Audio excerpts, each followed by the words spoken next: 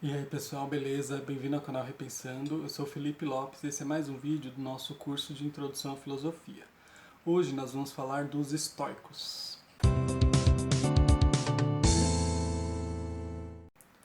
O estoicismo, ou filosofia estoica, é uma corrente filosófica que aconteceu no período helenístico e conviveu ali mais ou menos no mesmo tempo que o epicurismo. Foi fundado por um cara chamado Zenão. E como ele não era um cidadão ateniense, ele não podia comprar nenhum terreno, nenhum prédio em Atenas. Aí ele se reunia com seus discípulos, com seus seguidores, num pórtico, né, que é a porta de entrada para o templo de Atenas. E como o nome pórtico em grego é estoá, eles ficaram conhecidos por essa palavra, né, por isso que são os estoicos. O estoicismo tem várias fases. É, ela surge na Grécia, mas vai até os pensadores romanos. A gente vai focar aqui na primeira parte porque não daria tempo de falar de tudo num vídeo curto como esse, né? Para os estoicos, assim como para os epicuristas, a filosofia é dividida em três partes, né? Que é a lógica, a física e a ética. E também para eles, né, o foco é na ética. Então a gente pode chamar até de filosofia prática, porque é uma filosofia que tenta, através do conhecimento, buscar a melhor maneira de viver, buscar uma vida mais feliz, digamos assim.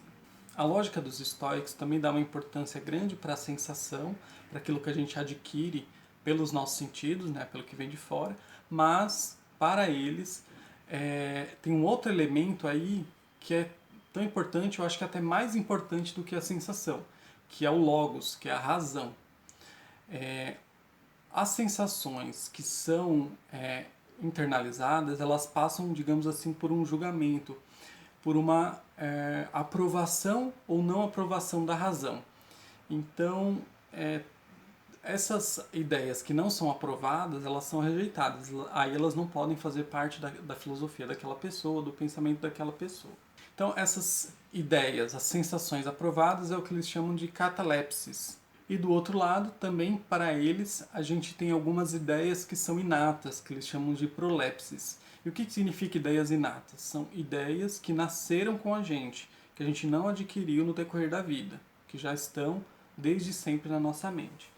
Então, a gente consegue ver algumas diferenças aí entre o pensamento dos estoicos com os epicuristas, né?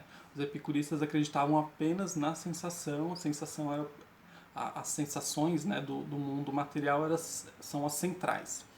Para os estoicos, a sensação ela está subordinada a uma aprovação da razão. Então a razão ela serve como mediadora e como juíza do que vem de fora, né?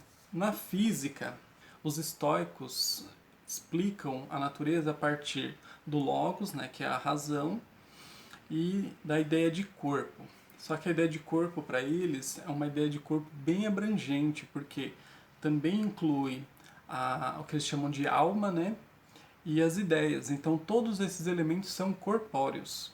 E como que isso pode acontecer, né? Como é que a alma, sendo um corpo, pode ocupar o mesmo espaço que o corpo físico?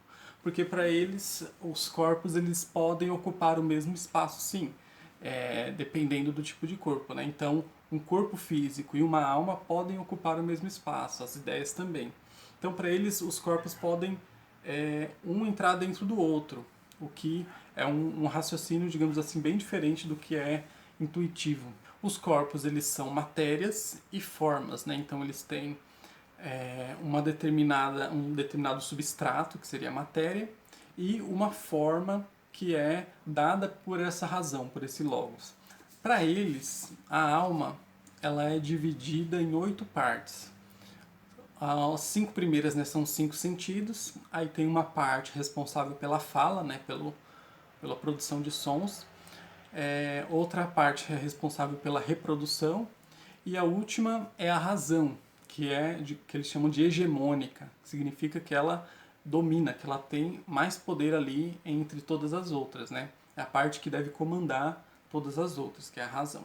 Essa razão que tem nos seres humanos, mas também tem na natureza, eles chamam de logos. E esse logos para eles é a mesma coisa que o fogo da filosofia de Heráclito, né? Se vocês lembrarem lá do Heráclito, inclusive tem um vídeo aqui no canal sobre ele explica o fundamento da natureza, né, através de um fogo que é ao mesmo tempo logos, que é razão, que é inteligente. Então os estoicos retomam isso e eles vão dizer que esse fogo, que é ao mesmo tempo razão, é Deus. E o Deus deles é um Deus que está na natureza, ele não está fora, ele não é transcendente, ele é imanente. Imanente significa que está lá dentro, está dentro da natureza. Esse Logos dá forma à matéria e ele está presente na razão humana. Então a nossa razão humana é um fragmento, é um pedaço da razão divina. Esse Logos, ele vai colocar em todas as coisas as razões seminais. O que são razões seminais?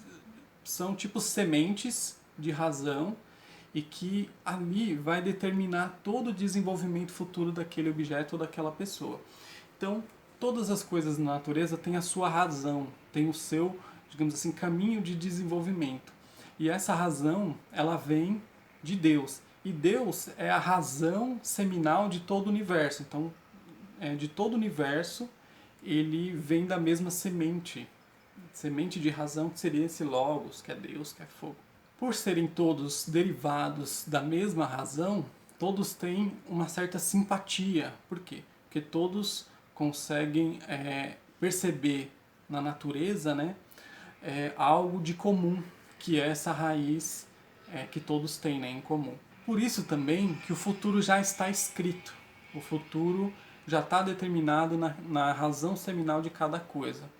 E aí a gente chega na ideia de destino, né, que para eles é muito importante. O destino, ele é inevitável, então o destino ele já está escrito e não tem como fugir dele.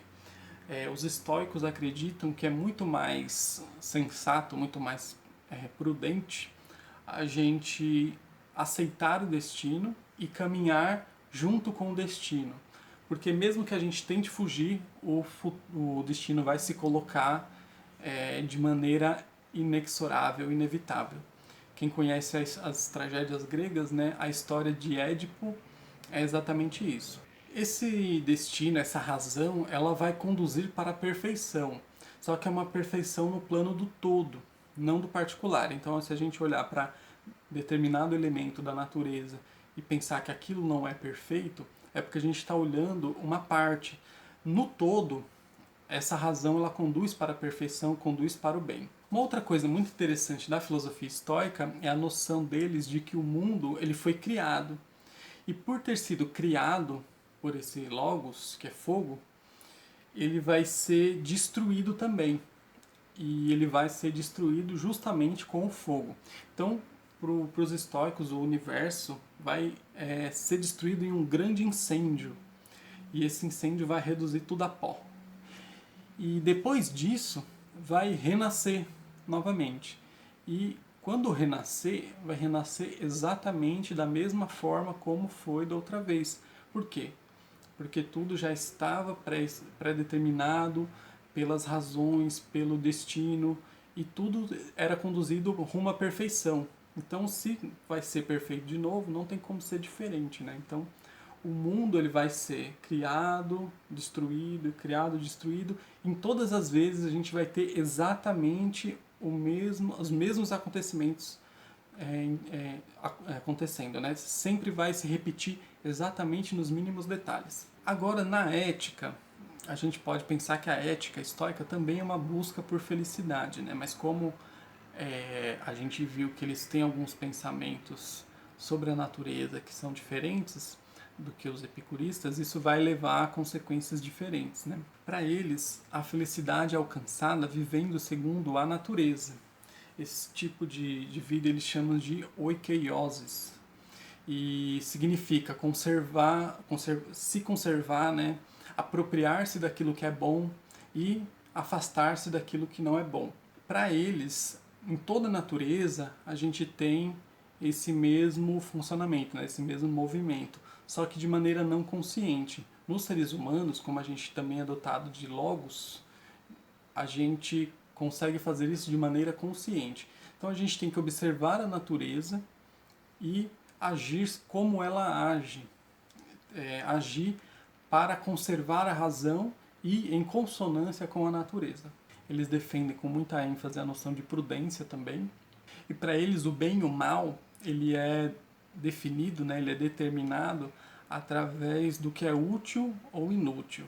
Mas não é qualquer coisa assim, né? É útil ou inútil para a razão. Então, todos os bens e os males, eles são encontrados através do que é bom e do que é ruim para a nossa parte racional. E as outras coisas, né, o que é, por exemplo, bom para o nosso corpo, eles chamam de indiferente.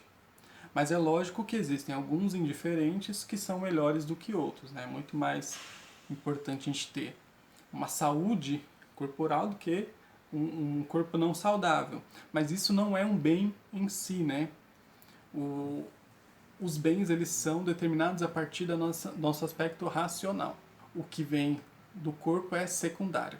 Para eles, a filosofia nos torna sábios e com isso a filosofia nos ensina como que funciona, né, a raiz da moral. E com isso a gente pode ter ações perfeitas. Para os estoicos, só os sábios podem ter ações perfeitas. Por quê? Porque quem não é sábio não conhece. E se não conhece, vai agir ou por dever, ou vai seguir as leis, mas não vai ter uma ação moralmente perfeita. Os estoicos também são grandes críticos da escravidão, porque para eles a escravidão não é natural do ser humano, né? E eles vão criar um novo conceito de escravidão, né? Eles vão dizer que realmente livre são os sábios, são aqueles que detêm o conhecimento.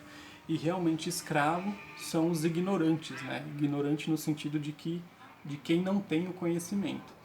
Então, para eles, não tem a ver com se a pessoa nasceu de uma família de escravos, se uma pessoa nasceu rica, nasceu pobre. Tem a ver com a busca do conhecimento, a busca pela sabedoria. Os estoicos também, eles defendem uma total erradicação das paixões, né? Das emoções, digamos assim. E por isso eles pregam a apatia. Quando a gente fala que alguém é apático, significa que aquela pessoa não demonstra emoção, não demonstra sentimento. E é justamente isso que os estoicos buscam. Eles buscam uma vida apática. Por que isso? Porque eles acreditam que assim você vai ter muito mais tranquilidade para viver e que as paixões, né, são erros da razão, né? Todas as paixões são erros, inclusive aquelas que a gente considera boas, né? Por exemplo, a piedade, a compaixão. Eles não querem saber de nada disso. Para eles, um sábio não alimenta paixões de nenhum tipo, né? Alimenta apenas a sua razão. Então, o estoico é alguém que age apenas pela razão, em consonância com a razão do universo, entendendo o seu destino e não lutando contra ele. Basicamente é isso. A filosofia estoica, ela vai ter uma expressão bem importante em Roma, né, entre os escritores romanos, e alguns temas, algumas coisas vão reaparecer na filosofia moderna. Inclusive, quando eu estava estudando, eu vi muita coisa em comum, principalmente com Leibniz. E aí, se vocês quiserem ver se tem a ver isso ou não, pode ir lá no vídeo de Leibniz, que eu acredito que tem muita coisa aqui que vai ser retomado por ele. A dica de aprofundamento é o mesmo livro que eu citei no vídeo sobre Epicuro, é a coleção Os Pensadores, que tem um que tem o Sêneca, o Marco Aurélio, Cícero, Lucrécio e Epicuro. Nesse livro você tem a filosofia dos epicuristas ali e a filosofia dos estoicos também. Só que aí tem alguns prefácios que são muito bons assim para entender de início, e tem a filosofia dos estoicos romanos, que seria um complemento para isso daqui que a gente viu hoje, certo? Então é isso. Se você gostou, curte o vídeo, compartilha aí com quem você acha que vai se interessar. Não esquece de se inscrever no canal, comenta o que você achou e é nóis!